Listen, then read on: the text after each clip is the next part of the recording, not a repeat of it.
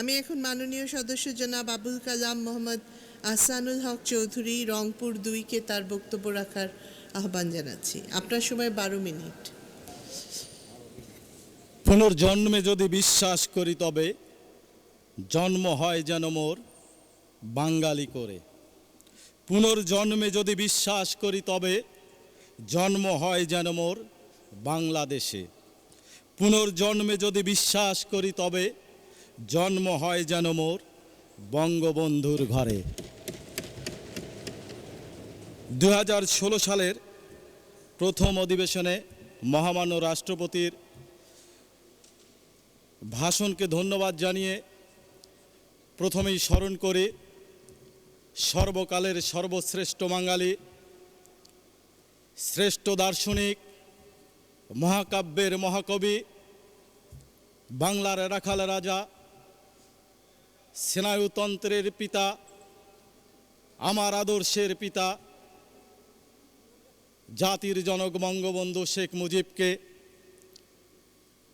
শ্রদ্ধা জানাই, যিনি মাতৃস্নেহ দিয়ে আমাকে এই মহান সংসদে আসবার সুযোগ করে দিয়েছেন।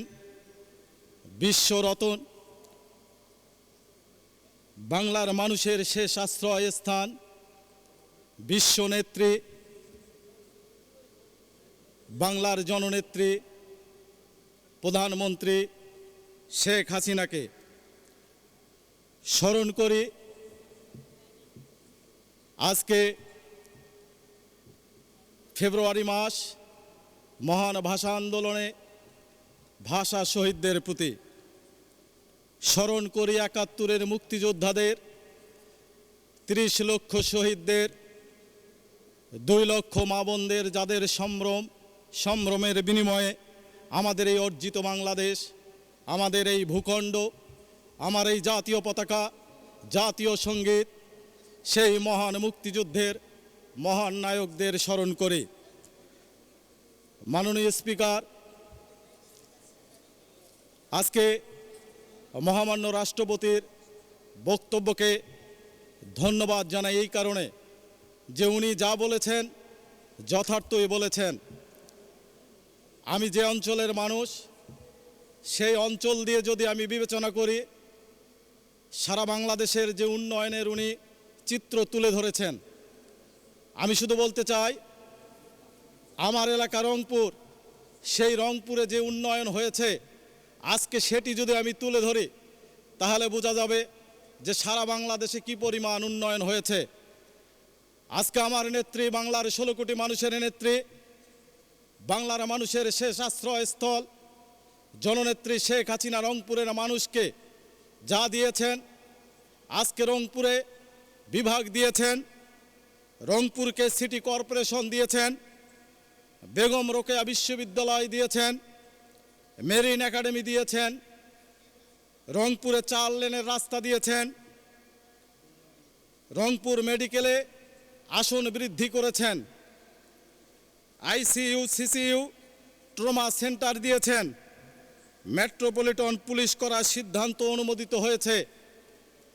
আজকে আমার এলাকা, আমার নির্বাচনী এলাকা বদরগঞ্জ, তারাগঞ্জ, আজকে মাত্র 2 বছরে যা উন্নয়ন হয়েছে আমি যদি সেটুকু তুলে ধরি তাহলে দেখা যাবে বিগত দিনে যে বিশেষ দলের বিশেষ মার্কায় আমার এলাকার মানুষ ভোট দিয়েছিল, সেই মার্কার যারা সাংসদ ছিলেন তাদের 25 বছরে সেই উন্নয়ন হয় নাই।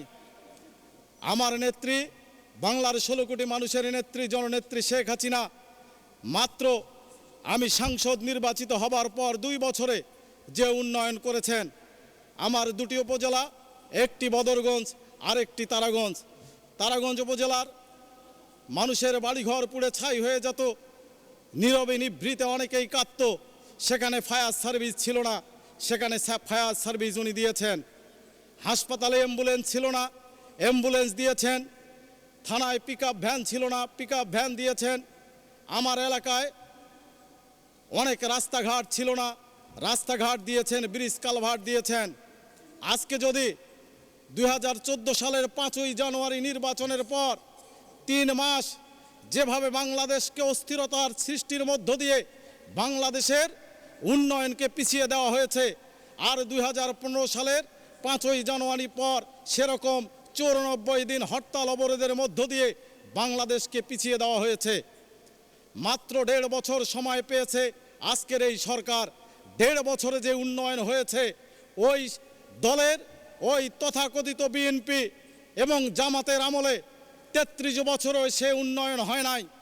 আজকে তাই বলতে চাই, মাননীয় স্পিকার, আগামী দিনে বাংলাদেশকে যদি আমরা ওই সিঙ্গাপুর, মালয়েশিয়া, আমেরিকা, জাপানের মতো যদি আমরা দেখতে চাই, তাহলে আমার নেত্রী যে স্বপ্ন দেখান আজকে ডিজিটাল বাংলাদেশের স্বপ্ন, আমরা আগামী দিনে মনে করতে পারি, আমরা তরুণ প্রজন্ম বিশ্বাস করি যে আগামী দিনে মাননীয় প্রধানমন্ত্রী জননেত্রী শেখ হাসিনা যে স্বপ্ন দেখছেন, বাংলার মানুষকে যে স্বপ্ন দেখাচ্ছেন ডিজিটাল বাংলাদেশের স্বপ্ন, আমরা মনে করি 80% আমরা সেই ডিজিটাল বাংলাদেশ গড়তে সক্ষম হয়েছি, সফল হয়েছি। মাননীয় স্পিকার, আজকে আমি একটি ছোট্ট ঘটনা বলতে চাই।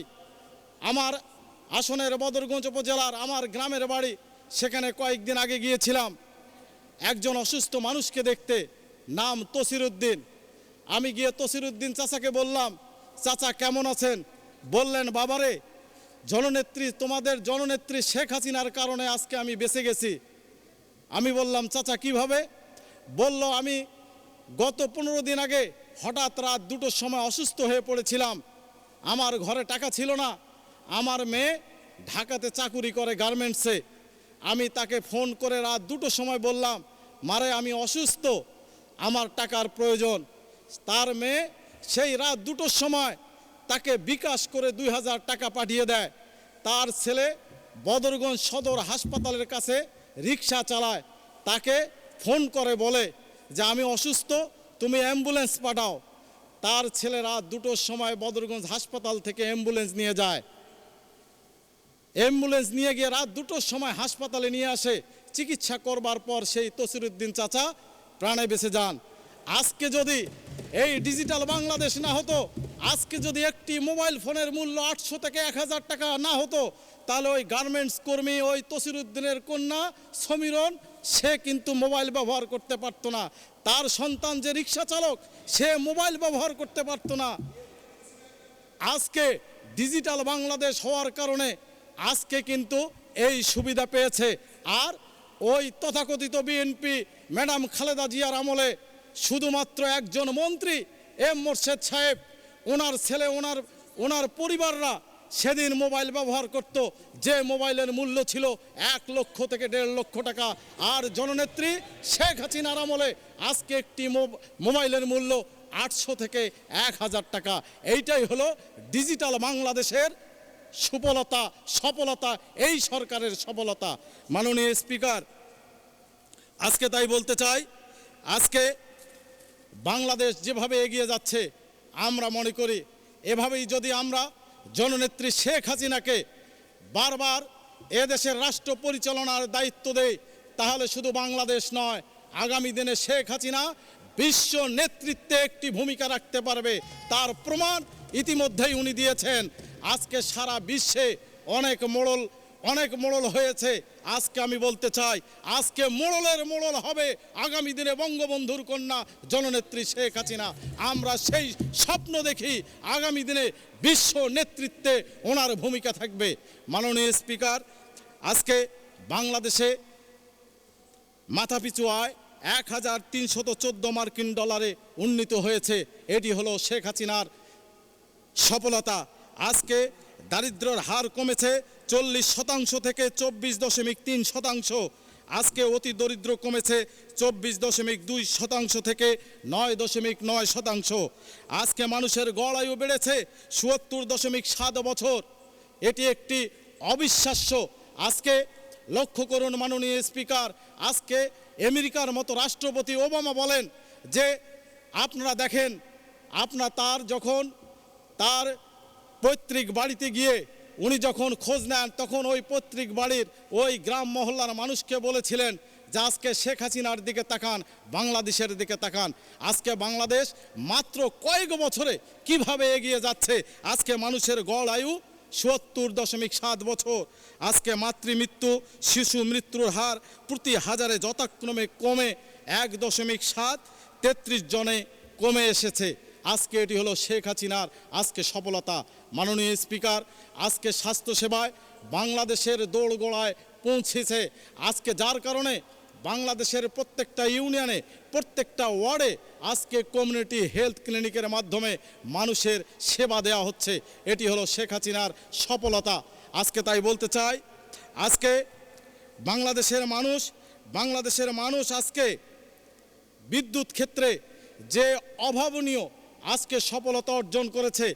আজকে বাংলাদেশে আমার ধারণা, আমি গ্রামের মানুষ, আমি গ্রামে থাকি, আজকে একদিনে আমার মনে হয় যদি আপনারা একটা সময় প্রতিদিনেই বিদ্যুৎ যেত 2 ঘন্টা 3 ঘন্টা করে লোডশেডিং, এটি আমরা ধরেই নিতাম যে এই লোডশেডিং থাকবেই। আর এখন 7 দিনে লোডশেডিং আমরা দেখি না। আজকে বাংলাদেশে বিদ্যুৎ ক্ষেত্রে অভাবনীয় সফলতা অর্জন করেছে। আজকে বাংলাদেশে বিদ্যুৎ উৎপাদন হচ্ছে 13,675 মেগাওয়াটে। আজকে আমরা আশা করি, আজকে আমার নেত্রী ঘোষণা দিয়েছেন আগামী কয়েক বছরের মধ্যে বাংলাদেশে বিদ্যুৎ উৎপাদন হবে 20,000 মেগাওয়াটেরও ওপরে। আজকে আমরা তাই বলতে চাই, আজকে প্রত্যেক ক্ষেত্রে বাংলাদেশ এগিয়ে যাচ্ছে। তথ্য ও যোগাযোগ প্রযুক্তি বিভাগে বরাদ্দ দেওয়া হয়েছে 1,214 কোটি টাকা। আমরা মনে করি এই খাতে বরাদ্দ দেওয়ার কারণে বাংলাদেশ আরও উন্নতির যে চরম শিখরে ইনশাল্লাহ পৌঁছে যাবে। আজকে বাংলাদেশের মানুষ যে মোবাইল ব্যবহার করে, পার্শ্ববর্তী রাষ্ট্র, অনেক বড় রাষ্ট্র ভারত, সেই ভারতেও আজকে আপনারা গড়ে যদি হিসাব করা যায় আমাদের দেশের মতো মানুষ সেখানে মোবাইল ব্যবহার করেন না। আমার বাংলাদেশের 16 কোটি মানুষ আর সেখানে মোবাইল। মাননীয় সদস্য, আপনার সময় শেষ হয়েছে। মাননীয় সদস্য, সময় শেষ হয়েছে। 2 মিনিট। মাননীয় স্পিকার, আমার দেশের মানুষ 16 কোটি মানুষের মধ্যে আজকে মোবাইল ব্যবহার করে 12,47,00,000 মানুষ। আজকে আমার দেশে ইন্টারনেট ব্যবহার করছেন 4,57,00,000 মানুষ, ছাত্রছাত্রী। এইটা ভারতের কাছেও একটি অবাক।